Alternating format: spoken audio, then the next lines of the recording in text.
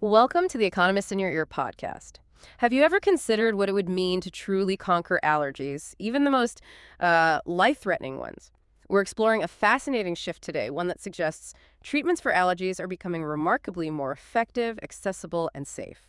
And this isn't just clinical curiosity, it's a timely discussion because allergies are unmistakably on the rise. We've seen the share of children with food allergies in America jump from, what was it, 3.4% in 1997 to 5.8% in 2021, and similar increases are happening globally. It raises a profound question. Are we finally, turning the tide on this widespread health challenge?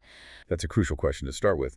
At its core, an allergy is our immune system, normally a protector, getting a bit, confused.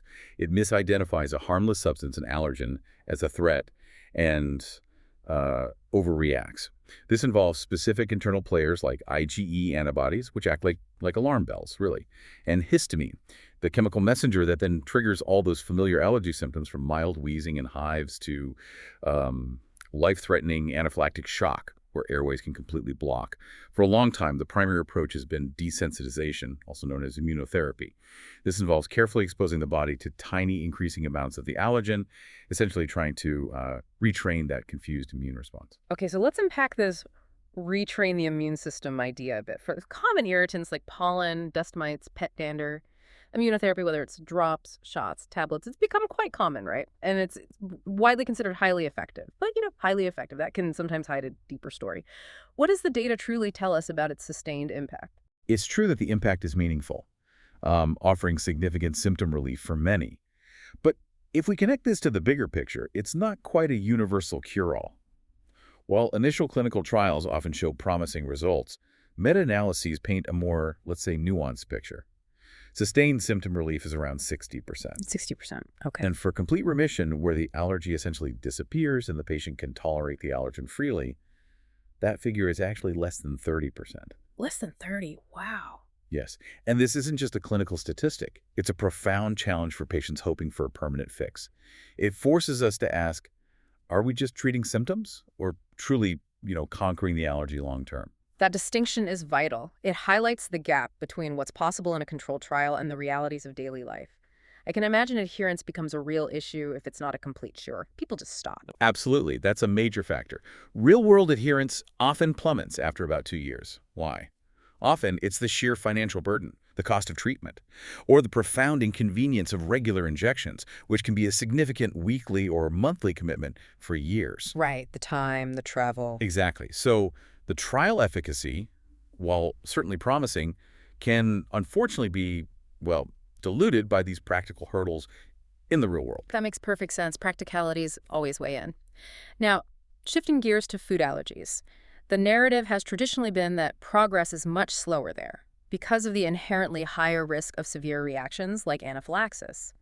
But I've been hearing whispers about a significant shift, breakthroughs like the FDA approving the first oral immunotherapy for peanut allergy in children back in 2020. What's actually driving this change, and how profound is it for patient safety? This is where it gets particularly interesting, actually. While it's absolutely true that desensitization for food allergies carries more risk-acute reactions during that initial dose escalation, can be as high as 10–15% per visit. Which sounds quite high. It is. But that safety barrier is actually falling quite rapidly. The game changer has really been the use of adjunct biologics. These are specialized monoclonal antibodies like omalizumab, also known as Oxlair, or ligelizumab. Clinical trials have shown these biologics can cut the reaction risk during desensitization by more than 70%. 70%, that's a massive reduction. And I understand Xolair just recently got a broader FDA clearance for food allergies, is that right? You're spot on, yes. In February 2025, Xolair was cleared by the FDA for children as young as 1 year old and adults with any food allergy. Any food allergy, not just peanut. Exactly. This is monumental because it's the first therapy shown to blunt reactions across multiple foods. This significant reduction in risk means that oral immunotherapy, or OIT, might soon be offered not just in highly specialized tertiary centers, but potentially by community allergists, broadening access considerably. This is a profound shift. That is incredible. Access is key. Moving beyond current biologics, we also hear about things like therapies based on small fragments of allergen proteins, peptides. They're supposedly on their way. How close are these next-gen delivery platforms to becoming, a reality for the average person? Are we talking years or decades? Yeah, the idea of peptides is very promising, precisely because they aim to avoid setting off harmful immune reactions by only presenting specific non-reactive parts of the allergen. This theoretically allows for raising doses more safely. However, early trials are still using microgram ranges, very small amounts, and we don't yet know about their durability once dosing stops. Will the effect last? Right, the long-term question again. Exactly. There are also high manufacturing costs and theoretical risks like epitope escape, which means the immune system might still react to parts of the allergen not covered by the peptide therapy, almost like the allergen is, escaping the treatment's grasp. So while exciting, they're not yet a near-term clinic option for widespread use. We're still talking several years out, I'd say. Okay, so not right around the corner, but promising for the future. What about other innovations, especially ones that might make treatment less invasive or more convenient? Well, what's also fascinating and much closer to reality are needle-free at-home options. For example, DBV's Viaskin Epicutaneous Patch. You simply wear it on the skin. It has an agreed FDA pathway and could be filed for approval by early 2026. A patch. That sounds much easier. It would definitely broaden access beyond specialist centers, making treatment much more convenient and, frankly, less intimidating for many people. And beyond patches, we're seeing multi-food products like ADP 101. This is a capsule containing 9 different food proteins. It's already in human trials. 9 foods in one capsule. Yes, showing dose-dependent desensitization with no anaphylaxis in its Phase 2A study. So the idea that these are merely on their way actually underplays the very tangible and significant clinical progress being made right now. These aren't just lab curiosities, they're in human trials. It really sounds like innovation is accelerating across the board. One area that often felt overlooked was adults with allergies, largely because the immune system tends to be less flexible with age, right? The general understanding was that adults were often excluded from immunotherapy trials, implying they were maybe a lower priority or less responsive. But the landscape seems to be changing. So what does this all mean for allergic adults? Is the age gap truly closing? Are they still playing catch-up? This brings up a vital point, and yes, the age gap is indeed closing, and frankly, much faster than one might infer from past assumptions. Historically, adults were often excluded. The assumption was their immune systems were less amenable to re-education. However, that's simply no longer the case. We've seen 3 major Phase 3 adult studies currently enrolling for peanut allergy, multi-food allergies, and the Viaskin patch. So they're actively recruiting adults now. Are we seeing real results from these adult trials yet, or is it still early days? Oh, we're seeing significant results. In fact, a multi-center U.S. trial reported in the journal Allergy just this past June 2025, found remarkable outcomes. 100% of adults using daily updosing with store-bought peanut flour were able to tolerate 9 grams of peanut protein, compared to just 10% on avoidance. 100% versus 10%, that's dramatic. It is. Furthermore, NIH funding priorities now explicitly require at least 25% adult cohorts in trials for food allergy, demonstrating a clear and intentional shift toward including and effectively treating adults. So yes, the landscape for allergic adults is rapidly improving, pushing back against that long-held belief of immune inflexibility with age. The progress sounds truly incredible. It's easy to get caught up in the excitement of these scientific advancements, but with all this innovation, what are some of the blind spots or, bigger picture considerations that might not get as much attention? What are the challenges beyond just the science of treatment that we as a society need to be thinking about? This is crucial because while the science is moving at an astonishing pace, there are significant practical and societal challenges. They aren't always highlighted. One major blind spot is equity and access. Consider the costs. In the U.S., oral immunotherapy programs can cost $10,000 to $15,000 per year out of pocket. $10,000 to $15,000 per year.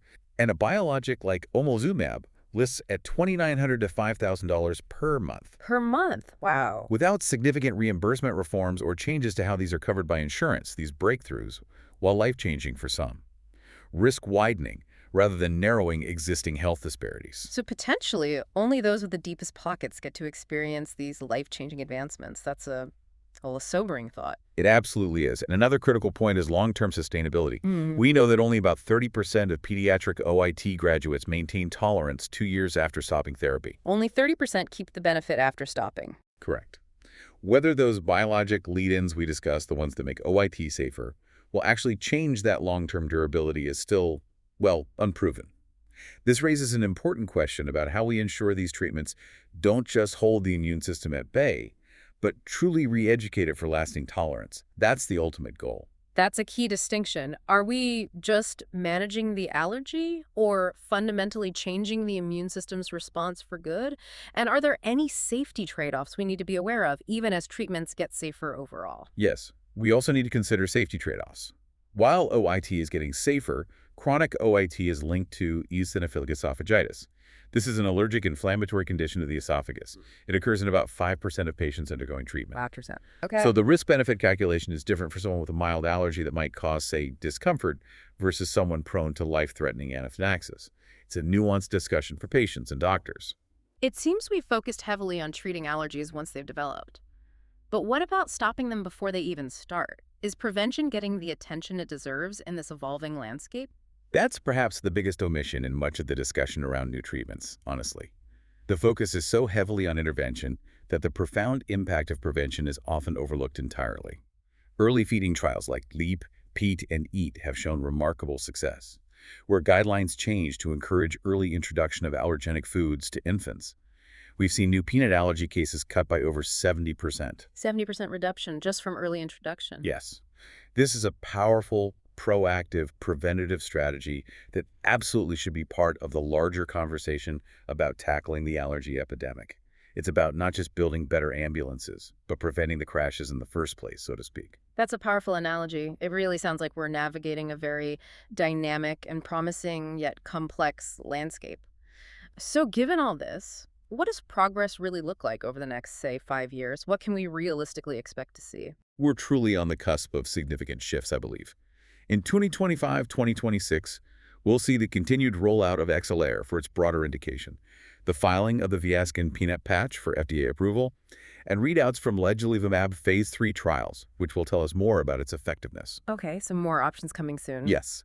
Then by 2027-2028, we could see the first FDA decision for a peptide-based OIT, results from the multi-food capsule ADP-101's phase 3 trials, and potentially widespread pharmacist-supervised micro-OIT pilots, making treatment even more accessible locally. Pharmacist-supervised. Interesting. Then looking further ahead, maybe 2029-2030, we anticipate combo regimens, like a short biologic cover, followed by rapid OIT becoming standard in specialized centers. And hopefully by then, pediatric primary care early feeding programs will have expanded sufficiently to really make a dent, maybe have new caseloads of allergies globally. Having new cases through prevention, that would be huge. So what does this all mean for you, the learner, the curious mind navigating this world of information? It's clear that desensitization isn't just for pollen anymore, or only for toddlers. Breakthroughs in biologics, patches, multi-food capsules, they're truly threading that needle between safety and convenience, opening up options that felt like science fiction just a few years ago. Exactly. And the frontier challenge isn't merely, can you overcome an allergy anymore? It's a much deeper question. Can these breakthroughs reach patients without deep pockets, ensuring equitable access? And crucially, can they durably re-educate the immune system rather than merely holding it at bay, providing lasting, truly transformative relief? Which leaves us with a provocative thought. As these medical advances accelerate, what responsibility do we have as a society to ensure they benefit all who need them, not just those who can afford the high price tags?